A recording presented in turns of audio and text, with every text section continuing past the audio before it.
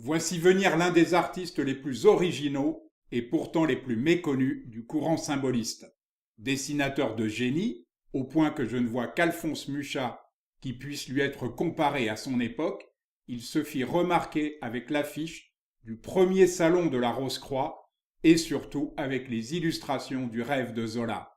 Ce dernier choix n'a rien d'étonnant, tout l'art de Carlos Schwab étant empreint de considérations sociales et naturalistes que peu d'artistes symbolistes ont partagé.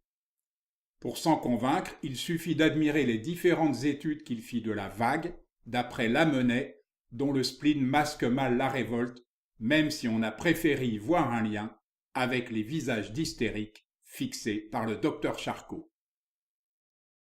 Comme l'hirondelle tombée de lassitude en traversant les mers et se débattant sur la vague, nous crions vers vous, Seigneur, écrivit Robert de Lamennais, dans Paroles d'un croyant, qui lui valurent d'être condamné par Grégoire XVI. Considérant que ce pape préférait les princes au peuple, Lamennais évolua vers un message évangélique teinté de socialisme, et c'est dans cette optique qu'il faut regarder la série des vagues de Carlos Schwab. Quant au spleen cher à Baudelaire, il est bien présent dans les illustrations très personnelles que le peintre réalisa pour une édition originale des Fleurs du Mal, comme il est présent mais dans une moindre mesure dans le travail qu'il effectua pour les trophées de José María de Heredia.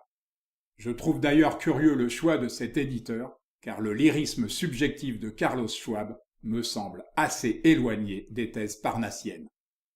Schwab est nettement plus à l'aise avec Baudelaire qu'avec Heredia, plus percutant, au bout du compte plus convaincant, et j'en veux pour preuve que ses illustrations pour les Fleurs du Mal furent présentées à l'exposition universelle de 1900.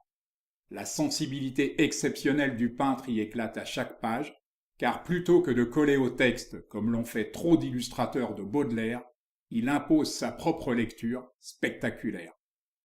Carlos Schwab était tourmenté, mais aussi fier et ombrageux, et c'est le même esprit indépendant qui préside à toute son œuvre. Ainsi qu'en découvrant ses premières illustrations pour le Rêve, Émile Zola s'étonna d'y trouver tant de choses qu'il ne se souvenait pas d'avoir mises dans le texte. Le peintre lui rétorqua crânement qu'elles auraient dû y être. Le plus étonnant est que ce duel entre l'idéalisme de Schwab et le naturalisme de Zola ait donné un aussi bon résultat. Cette profusion de choses, dessinée avec une grande pureté, on la retrouve dans ce qui est sans doute l'œuvre la plus connue de Schwab, La mort du fossoyeur. Il y développe le thème de l'ange de la mort, femme ailée se penchant vers un pauvre mortel tentant de s'extraire du trou qu'il a lui-même creusé et qui sera sa dernière demeure. On l'aura compris, l'ange est l'image de l'âme et le fossoyeur celle de la dépouille physique qui retourne à la terre. Un autre thème récurrent chez le peintre, la Vierge au lys, illustre ce qui fut sa préoccupation essentielle, faire participer tous les êtres, végétaux compris, au grand cœur solennel de la nature.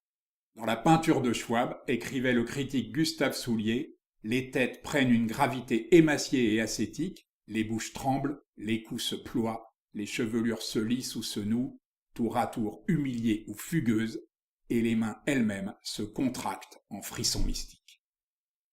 Fier et ombrageux, mais modeste, bien avant que certains de ses contemporains n'osent comparer son dessin infiniment précis et minutieux à celui de Mantegna, de Botticelli ou de Dürer, le jeune Carlos Schwab écrivait « Quand j'ai commencé à peindre, je n'y connaissais presque rien, car je n'avais pas étudié assez longtemps, ayant dû travailler pour gagner ma vie dès l'âge de 18 ans.